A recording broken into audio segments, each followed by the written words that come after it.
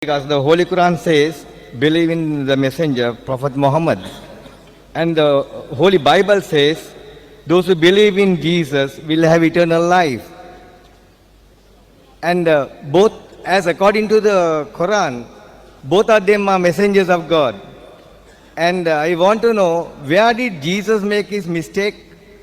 That means, where did he make any mistake that he is unable to save the people? Brother, that's a very good question. The Quran says, believe in Muhammad sallallahu alaihi wasallam, Prophet Muhammad, peace be upon him. Bible says, believe in Jesus, he will give eternal life. So where did Jesus make a mistake? So according to the Quran, both of them, where did he make a mistake? Brother, Jesus Christ, peace be upon him, never made any mistake. It is the church which made a mistake. According to us, Jesus Christ, peace be upon him, is one of the mightiest messengers of God. When Jesus says that I am the way, the truth and the life, no man cometh unto my Father but through me, is correct. That means you are the messenger of God. Same thing what Prophet Muhammad said. At the time of Jesus, peace be upon him, according to Gospel of John, chapter number 14, verse number 6, Jesus Christ, peace be upon him, said, I am the way, the truth and the life. No man cometh unto to my Father but through me. That means if you follow the teachings of Jesus Christ, peace be upon him, you will go to your Father. That means you will go to Jannah, you will go to paradise. Eternal life means paradise. Similarly, if you today, but Jesus Christ also said, I have many things to say unto you, but you cannot bear them now. Gospel of John chapter 16, verse number 7. For he, when the Spirit of truth shall come, he shall guide you unto all truth. Talking about Prophet Muhammad, peace be upon him. So today as a Christian, if you really love Jesus Christ, peace be upon him, you have to follow the teachings of Prophet Muhammad, peace be upon him.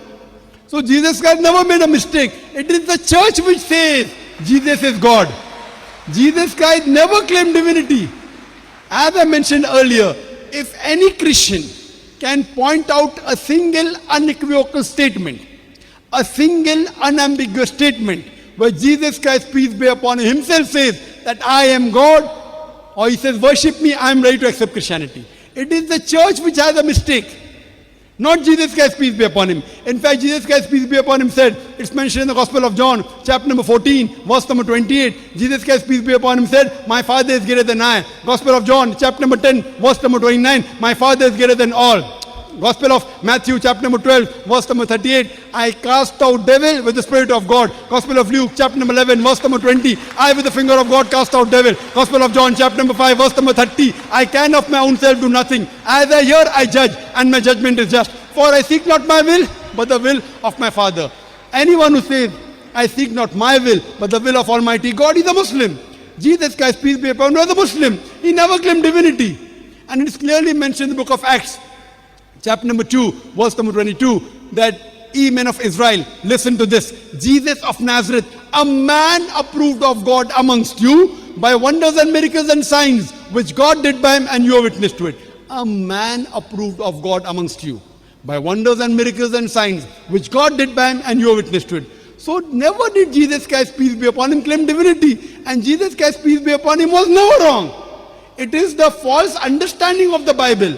So I, as a believer in Jesus Christ, peace be upon him, a person who loves Jesus, peace be upon him, I say that I am more Christian than the Christians themselves.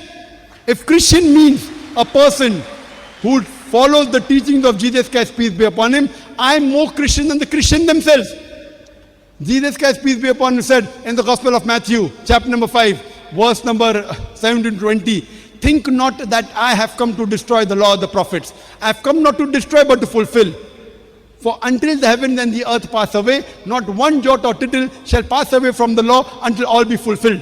For whosoever shall break one of the least commandments and teach men to do so shall be called least in the kingdom of heaven. And whosoever shall keep the commandments and teach the same will be called great in the kingdom of heaven. Unless the righteousness of the scribes and the Pharisees exceeds the righteousness, unless your righteousness exceeds the righteousness of the scribes and the Pharisees, in no way shall you enter the kingdom of heaven.